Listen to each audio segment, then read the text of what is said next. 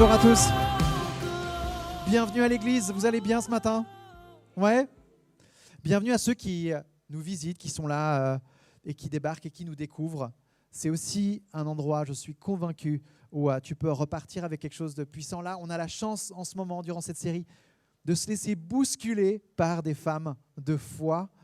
Et on est très fiers d'avoir intitulé et d'avoir voulu chercher des femmes qui ont marqué l'histoire du christianisme, parce qu'on a plutôt l'habitude d'entendre les hommes qui ont marqué l'histoire. Et j'ai envie de te dire, il y a des femmes qui ont construit notre héritage, qui se sont levées et qui étaient souvent peut-être dans l'ombre. Et pourtant, je trouve que ça mérite de pouvoir s'arrêter sur certaines d'entre elles. On a plusieurs catégories.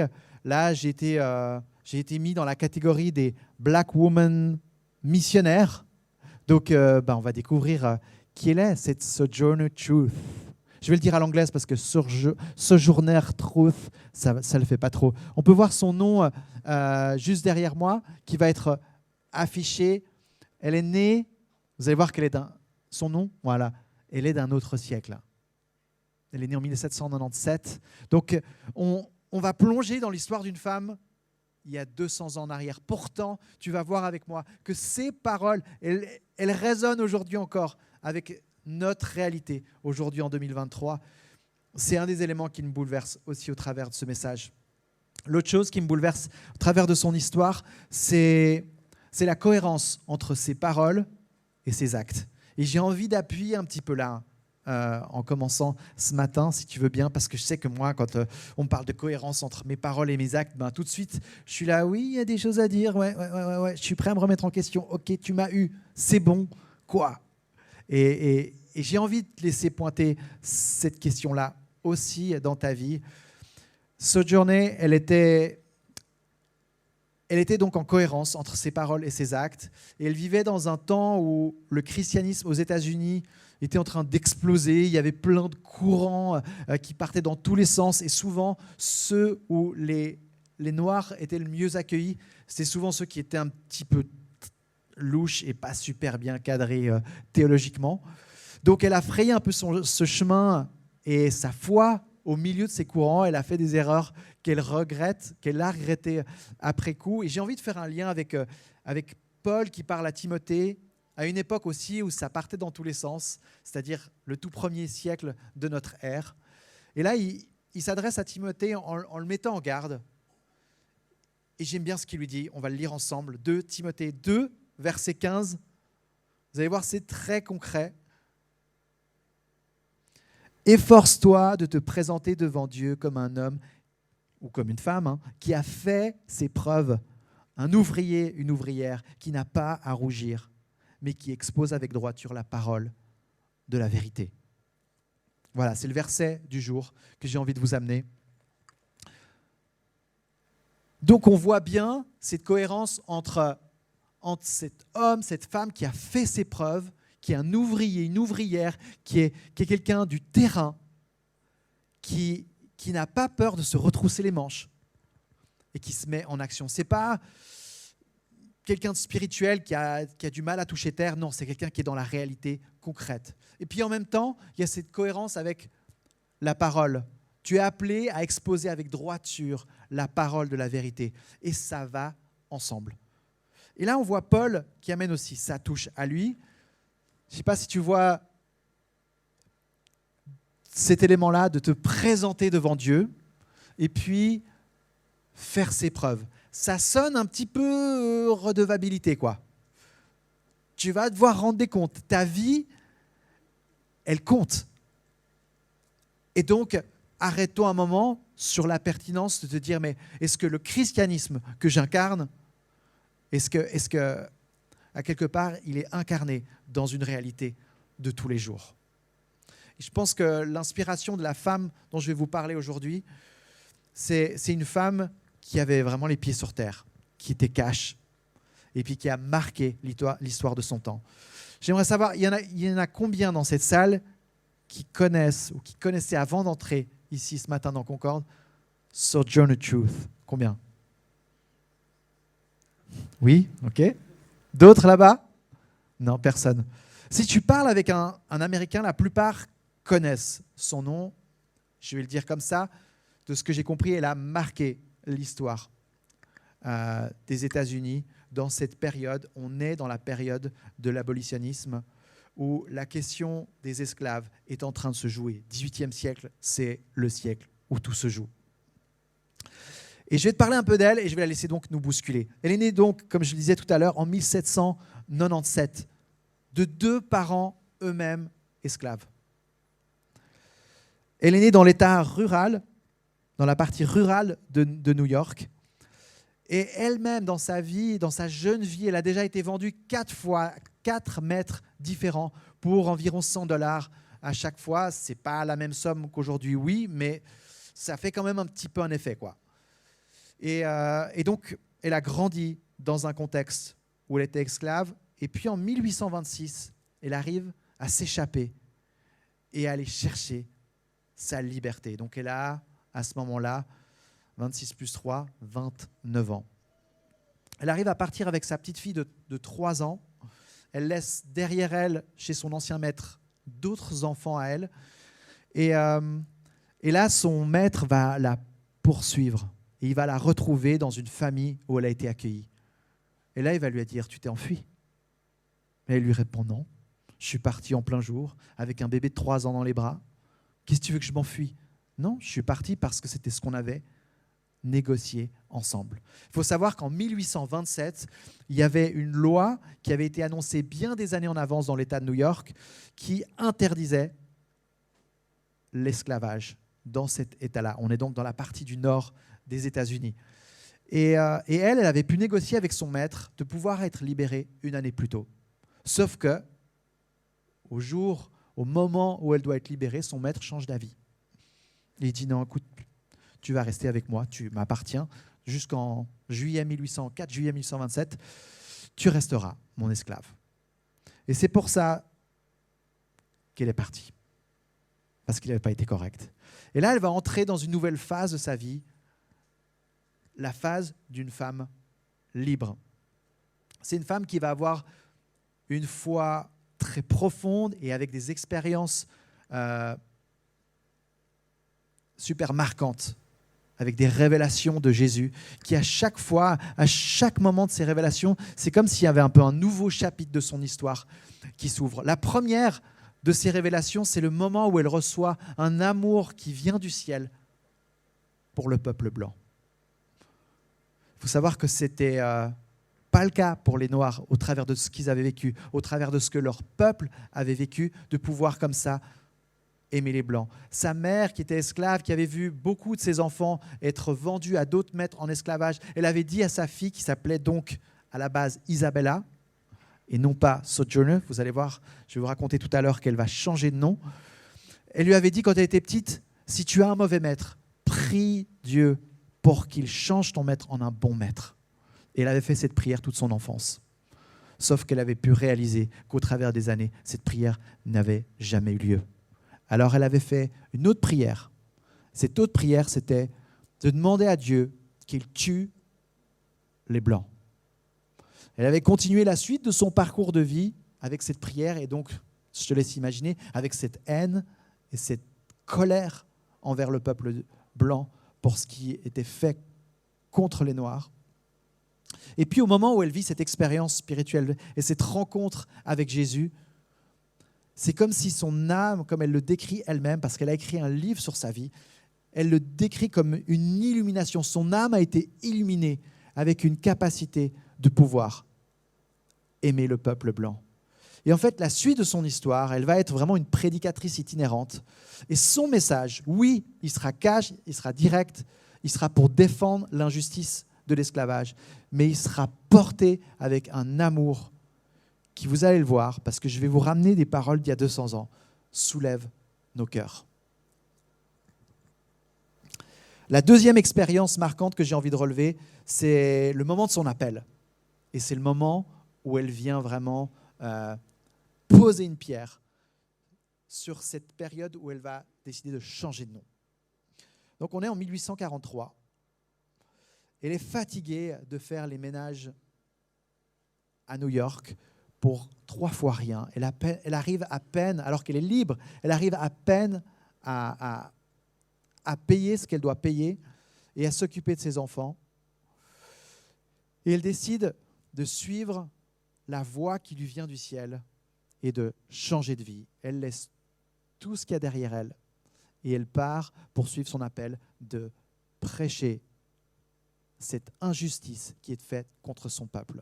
Et ça va être vraiment son statement. Elle le dit à plusieurs reprises, Dieu m'a appelé pour montrer à cette nation le peuple et l'injustice qui a été commise contre les Noirs.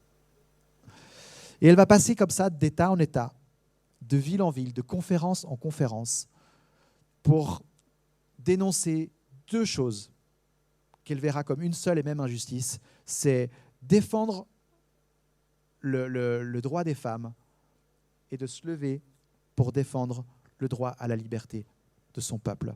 Et elle le verra comme une seule et même chose, ce qui est assez intéressant parce que beaucoup d'abolitionnistes vont être là, mais non, on ne peut pas mélanger la question du droit des femmes, on dilue notre discours, on n'en est de toute façon pas là. Gardons le combat porté sur la question de l'esclavage. Et elle va dire, mais non, c'est la même chose, c'est la même injustice. Et la femme noire représente même l'incarnation de celle qui est la plus méprisée et mise à part. Et donc, elle ne pourra pas séparer ces choses. Et il faut imaginer cette femme qui traverse les États-Unis dans une sorte de petite carriole, là. C'est une sorte de petite diligence avec la place pour une personne. Et elle est là en train de fumer sa pipe, passer d'une conférence à l'autre, en train de chanter des chansons abolitionnistes qu'elle a écrites elle-même. Et sur sa route, elle vend son livre, l'histoire, son livre autobiographique, son histoire, et ses chansons militantes. Elle avait la parole cash, donc elle pouvait être très directe. Et vous voulez savoir ce que c'était sa spécialité ? Interrompre un auditoire. Attends, on parle d'une femme. On est au XVIIIe siècle, ça ne se fait pas. Et elle avait ce courage de se lever au milieu de la foule pour corriger ce qui, selon elle, n'était pas juste. Elle pouvait avoir des phrases du genre, je vais vous la lire en anglais, parce que je trouve ça claque, mais je la traduirai pour toi en français. Donc elle pouvait dire des phrases du genre « It seems that it takes my black face to bring out your black hearts ». Donc en français, ça veut dire « On dirait que ma tête noire fasse réagir vos cœurs noirs ». Elle pouvait jouer avec l'humour et elle pouvait être vraiment très tranchante dans sa façon de s'exprimer. Et là, j'aimerais te lire un discours qu'elle a fait pour te permettre de te rendre compte à quel point ces paroles sont encore tellement actuelles et résonnent bien aujourd'hui en 2023, 200 ans plus tard. Donc, on a une époque où il y a beaucoup de conférences qui se jouent autour de cette question de l'esclavage. Et puis, un petit peu, ces porte-paroles sont invités de conférence en conférence à travers tout le nord des États-Unis. Et là, elle est à l'une d'elles où voilà ce qu'elle dit. « Qui a fait ta peau blanche ? N'était-ce pas Dieu ? Qui a fait la mienne noire ? N'était-ce pas le même Dieu ? Suis-je à blâmer parce que ma peau est noire ?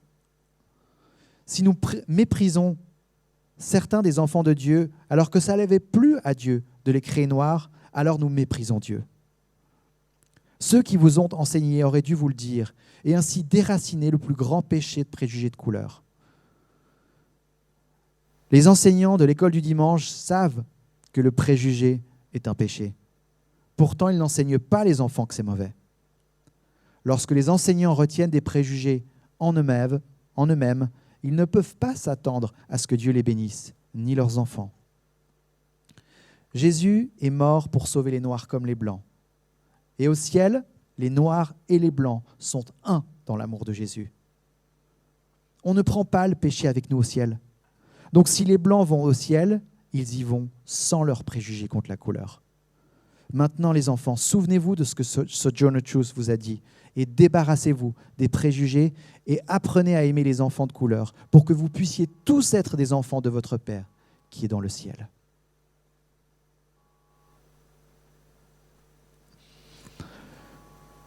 Voilà un peu cette façon-là qu'elle avait de parler.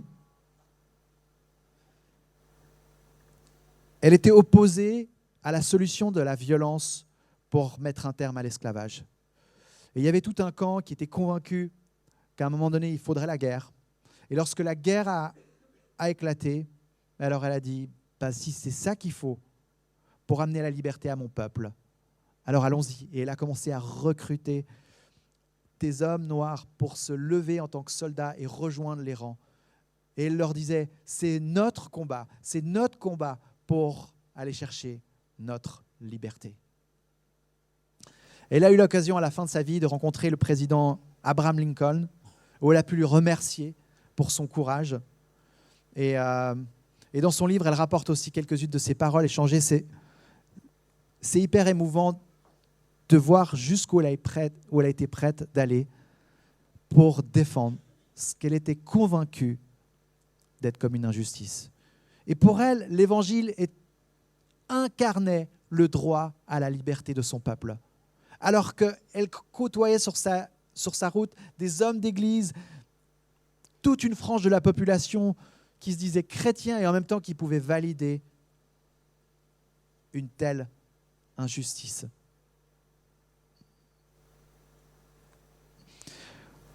Au travers de son parcours, elle a côtoyé un grand nombre de figures abolitionnistes avec lesquelles elle s'est levée à leur côté. Et elle a négocié plusieurs procès. Elle a amené plusieurs situations devant la justice. Et elle fut la première personne noire à gagner un procès contre un blanc dans l'État de New York.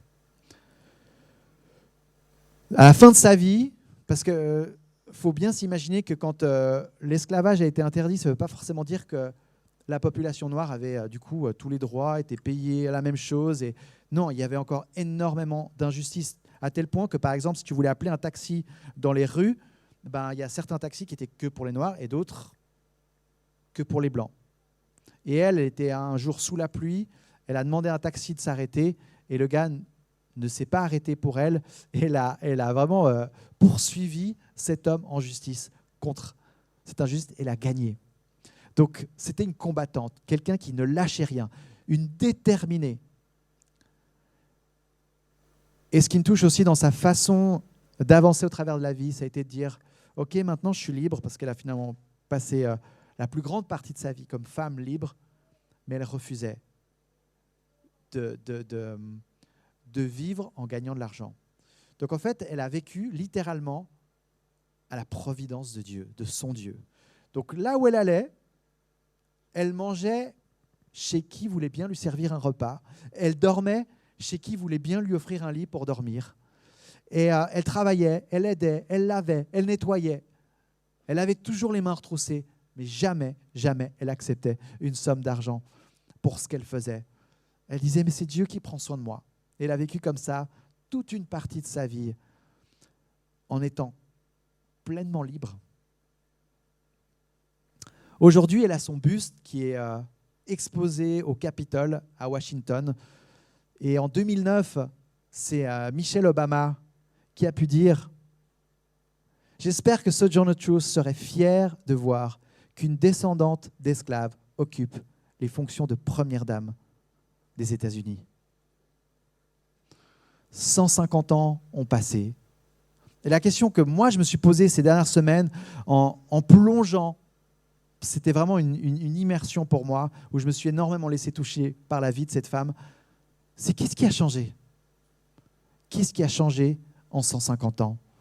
Et j'aimerais nous amener là, dans la fin de son message, dans la fin de ce message, et en même temps en écoutant encore un autre de ces discours qui est sans doute le plus célèbre, celui en tous les cas dont on parle le plus quand on pense à elle, celui qui s'appelle « Ain't I a woman ?» « Ne suis-je pas une femme ?» Et j'ai eu l'occasion de trouver une vidéo d'une femme qui incarne la voix de Sojourner Truth et qui rapporte du coup ces paroles d'il y a 150 ans en arrière, ou même plus. Je vous laisse écouter. Well, children, where there is so much racket, there must be something out of kilter. I think that twixt the Negroes of the South and the women at the North all talking about rights, the white man will be in a fix pretty soon. But what's all this here talking about? That man over there says that women need to be helped into carriages and lifted over ditches and to have the best place everywhere. Nobody ever helps me into carriages or over mud puddles or gives me any best place. And ain't I a woman? Look at me. Look at my arm. I have plowed and planted and gathered into barns, and no man could head me. And ain't I a woman? I could work as much and eat as much as a man when I could get it, and bear the lash as well. And ain't I a woman? I have borne 13 children and seen most all sold off to slavery. And when I cried out with my mother's grief, none but Jesus heard me. And ain't I a woman? Then they talk about this thing in the head. What's this they call it? That's it, honey. What's that got to do with women's rights or Negro rights? If my cup won't hold but a pint and yours holds a quart, wouldn't you be mean not to let me have my little half measure full? When that little man in black there, he says women can't have as much rights as men because Christ wasn't a woman. Where did your Christ come from? Where did your Christ come from? From God and a woman. Man had nothing to do with him. If the first woman God ever made was strong enough to turn the world upside down all alone, these women together ought to be able to turn it back and get it right side up again. And now they is asking to do it. The men better let them. Obliged to you for hearing me. And now old Sojourner ain't got nothing more to say.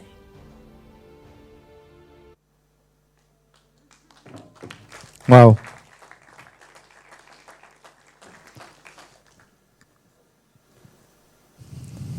Cette femme avait reçu un don, celui de parler, alors qu'elle ne savait ni lire ni écrire. Et elle a foncé dans l'appel que Dieu avait mis sur sa vie. À tel point, comme je le disais tout à l'heure, elle a changé de nom. Donc, elle n'est pas née avec ce nom-là, de Sojourner Truth. Elle a choisi son nom et apparemment, les esclaves noirs, lorsqu'ils recevaient leur liberté, ils avaient l'habitude, pour beaucoup d'entre eux, de changer de nom. Parce que souvent, le nom qu'ils avaient reçu, c'était le nom de leur maître. Et là, elle a choisi ce nom Sojourner qui fait référence à ce terme d'être un itinérant, un résident temporaire, donc quelqu'un qui parcourt le pays, et son nom de famille, Truth, où elle avait dit, mais moi je suis appelé à amener la vérité sur ce mensonge, qui est celui de l'esclavage, qui a été justifié pendant tant d'années. Et le nom que je porte maintenant, c'est celui de Jésus, qui est la vérité. Et donc, elle a reçu ce don d'ouvrir sa bouche, d'interrompre les speakers pour rétablir ce qui, selon elle, devait être dit dans la vérité. Et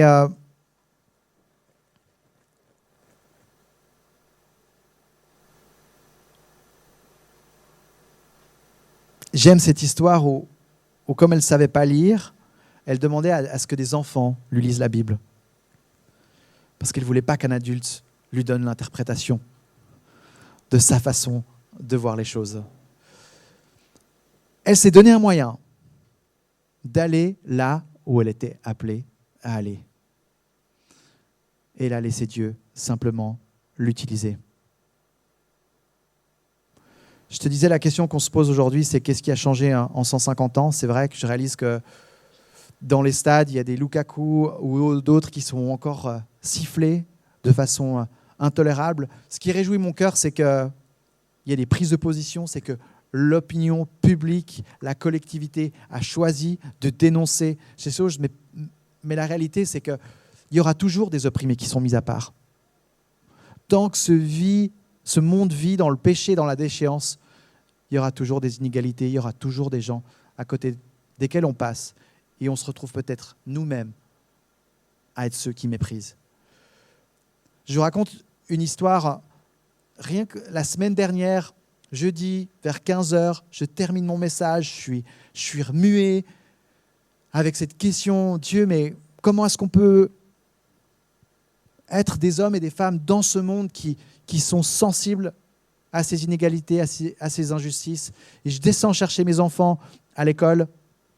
J'arrive dans la cour de récré et je vois mon fils qui est avec ses copains. Et il y a un ado qui est là, qui est en train de discuter avec eux. Ils se font une sorte de deal et hop, la partie de foot commence. Et là, je vois ce gars qui est un peu en train de faire le malin, ce grand. Et j'ai envie d'aller lui piquer le ballon à ce moment-là. Tellement il m'énerve. Sauf que je ne comprends pas ce qui s'est mis en place. Donc je regarde, et puis le gars, il slalome entre ses petits. Il doit avoir 5 ou 6 ans de plus. Et puis, hop, il va marquer son goal. Et il fait le malin. Il fanfaronne. Et puis là, il se dirige vers moi et il m'explique le contexte. Il me raconte qu'en fait, quand il est arrivé, il y avait cette bande dans laquelle mon fils était. Et il y avait un de leurs copains qui venait pour jouer avec eux. Ils ont dit non, tu ne joues pas avec nous. Donc ils l'ont mis à part, ils l'ont exclu. Et lui, ça l'a tellement énervé qu'il a fait un deal avec cette petite bande. Et il leur a dit, vous savez quoi ? On va faire un match, moi tout seul contre vous. Et si c'est moi qui mets le goal, vous devrez faire la place pour votre copain, pour l'inclure dans votre partie de foot. Et en fait, j'avais rien compris. C'était exactement plus ou moins l'inverse. Mais ça m'a fait un tel choc. Parce que j'étais un peu à fleur de peau, tu vois. Je venais de boucler ce message avec plein de questions dans la tête sur à quoi ressemble notre monde. Et en fait, je réalise, en descendant dans l'école de mon village, que c'est déjà dans une cour de récré que les premières injustices se passent. Parce qu'un gars est un peu différent. Ça va tellement vite. Et moi, je me pose aussi la question, finalement, quels sont nos blind spots ? Parce que c'est facile de se retourner 2 siècles après et de dire « Ouais, ça, franchement, comment ça a pu être fait ? J'arrive pas à comprendre. » Mais quels sont, nous, nos angles morts ? Quelles sont les inégalités sur lesquelles, finalement, peut-être on marche par-dessus tous les jours sans s'en rendre compte et on dit rien. Et là, j'étais rempli. Donc, j'ai eu l'occasion d'avoir un temps à part avec mon fils un peu plus tard. Et on a discuté pendant presque une demi-heure autour de cette question-là. Et à la fin, je lui disais, mais tu sais, Paul, je ne suis pas en train de te dire comment toi, tu dois faire les choses. Je suis en train de parler à ton cœur. Pour que tu puisses savoir qu'est-ce qui est juste ou pas. Et je lui ai parlé un peu de l'histoire de cette femme dont je vous parle aujourd'hui. Juste pour lui permettre de se rendre compte que finalement les frontières, elles sont pas si grandes et que les plus grands crimes commencent avec peut-être des petits rejets de cours de récréation.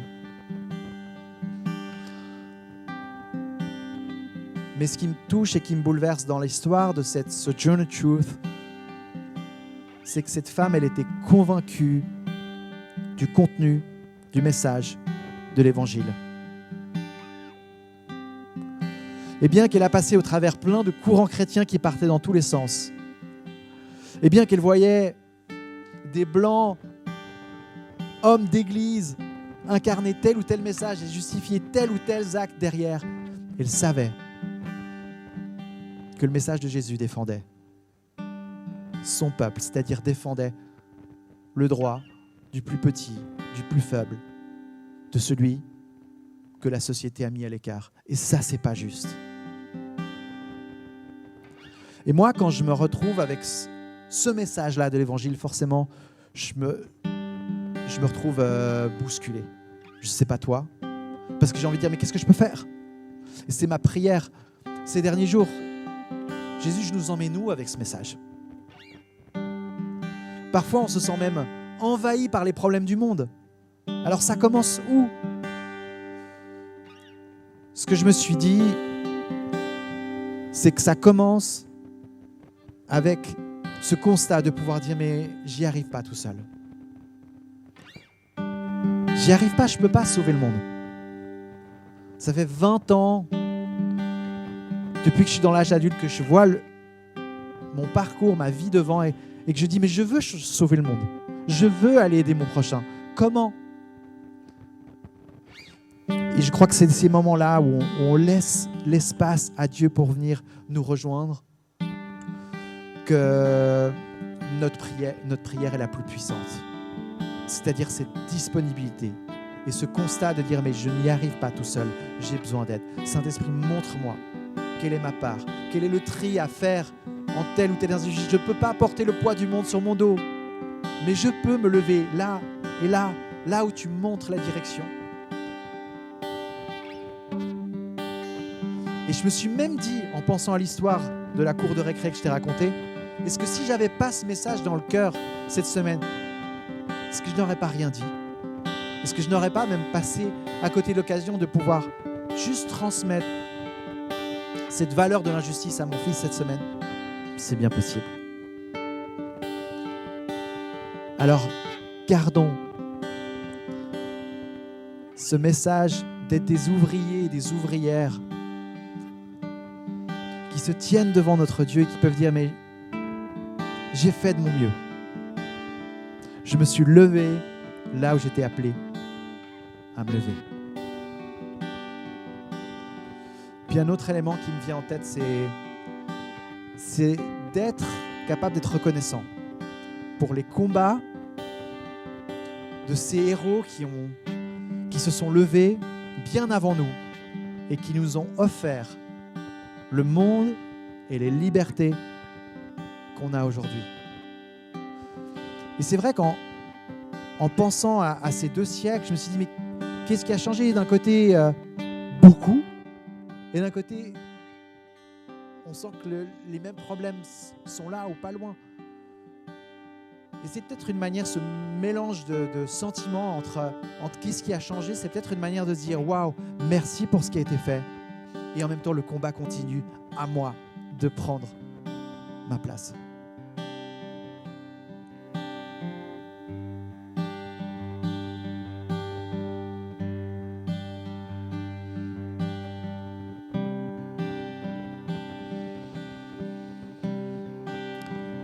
J'aimerais te proposer une prière commune, ensemble, comme une façon de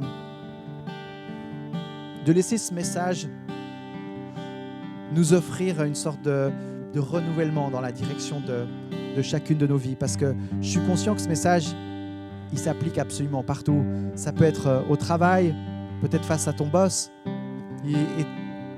et où tu te dis, mais là, j'ai quelque chose à dire. Ça peut être dans la façon dont tu traites tes enfants, ça peut être dans ton couple, dans la façon de voir les femmes, dans la façon de prendre au sérieux ton appel. Il y a tellement qui se joue là. Et j'aimerais te proposer de vivre cette prière comme un peu une sorte de parcours et tout d'un coup, peut-être qu'il y a un moment, tu te dis, mais là, c'est pour moi. Ok, je m'arrête et là, j'ai quelque chose à vivre. Et puis, tu es libre de continuer la prière avec nous ou de t'arrêter à cet endroit-là où la prière t'a amené. Ça marche ? On n'a peut-être pas l'habitude de faire ça de cette manière, mais je pense que c'est puissant de pouvoir aussi se positionner et de se remettre devant notre Dieu ensemble.